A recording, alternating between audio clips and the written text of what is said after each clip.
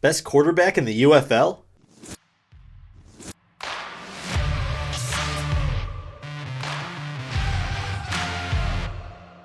Welcome back to Defending Football. Thank you so much for watching. Today we're going to be talking about the top 10 quarterbacks in the United Football League. So we're not going to waste any time. We're going to get straight into it. Number 10, Brandon Silvers. Now I know what you're saying. He played at a very high level last year with the Roughnecks. And I guess he does deserve to be a little bit higher on this list. But considering he is a backup in St. Louis and he's most likely not going to touch the field, I would consider him underrated. But we're going to keep him at number 10. He started off very hot with the Roughnecks, but I know he did get injured and ended up not really finishing the season well, getting a little older.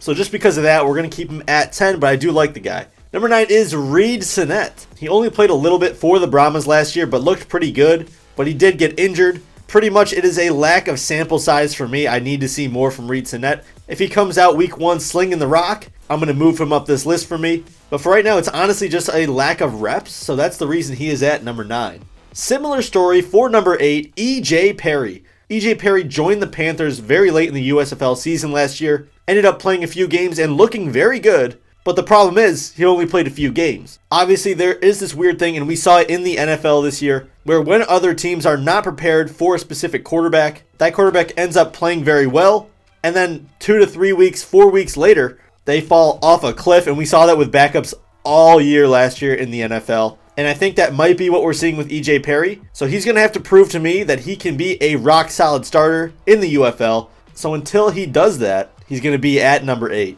Number 7 is Quinton Dormady.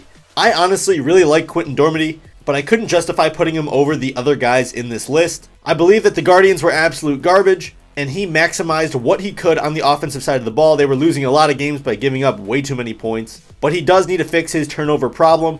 I believe that if he puts it all together this year, he could have a great year and a breakout season. So definitely rooting for him, but we're going to keep him at number 7 for now. Number 6, Stallions fans might be a little mad, but it's Jamar Smith. He looked pretty good in Season 1 of the USFL. Brought them to the championship game, but he didn't close it out because of an injury. I believe it was like a hand injury, a thumb or something like that. But Magoo obviously took over last year for the Stallions, so he hasn't really played in a year. So the injury combined with him not playing in a while, he might be a little rusty coming out the gate. But I think there are quarterbacks better than Jamar. But he's right in that mid-tier right there, so we're throwing him at number 6. Number 5, trusty, old, dependable quarterback, Luis Perez. No matter how low I want to put him, he's probably going to outperform my ranking. Luis Perez has been everywhere. He's picked up pretty much every system he's been in, and he somehow finds a way to start. He's like Ryan Fitzpatrick. It's crazy. But he did beat my defenders in the championship last year, but I just can't justify putting him over the other 4 quarterbacks on this list. Their pure athleticism and ability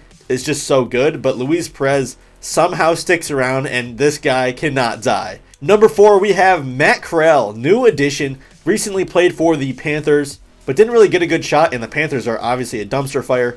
Seeing him in the UFL is going to be very interesting because we haven't really seen him play in the Spring Football League yet. We have seen NFL caliber players play very well in the UFL or very poorly in the UFL, so this is very much a shot in the dark. People are giving him a lot of hype, but I don't think he's the best quarterback in the league or anything like that. So we're going to throw him at number 4 and just test the waters, see how it goes. Number 3, let him cook. It's Case Cookus, guys. Case Cookus is one of my favorite quarterbacks in the UFL. He has a great arm and great mobility in the pocket, a great personality as well. His offensive line gave him no favors last year, so if they can bolster this line in Memphis this year, he might have a crazy good season. I'm just hoping there is no fall off with the talent pools meshing together. Case Cookus is looking to be one of the best quarterbacks in the UFL, and I'm really hoping he will be, because we need someone to take down the Stallions, and it's got to be them, right? At number 2, my Defenders quarterback, Jordan Taamu.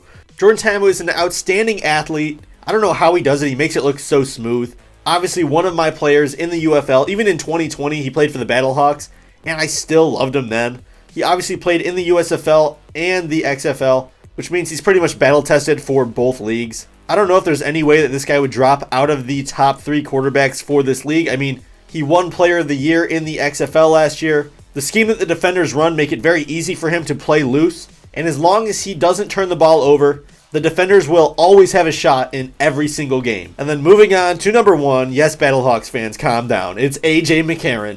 A.J. McCarron is obviously a dog. He was obviously a champion at Alabama, also a family man and a great story. requesting to leave the Bengals to play in the UFL. Obviously, you see how much this means to him. His stats were absolutely ridiculous last year, and he didn't even play all 10 games. He missed one. 24 touchdowns is ridiculous. Honestly, I don't think it's an argument whatsoever that A.J. McCarron is the best quarterback in the UFL. But just because you have the best quarterback doesn't mean you'll make the playoffs, right? Battlehawks fans haven't really tasted playoffs yet, so. But obviously, he is an amazing quarterback, an amazing story, and you just can't dislike him as a guy. I mean, come on. So overall, that is my list for the top 10 quarterbacks in the UFL. Tell me where I'm wrong, tell me where I'm right, and tell me that you subscribe to this channel. So I'm going to get out of here, and for the love of football, defend football, baby!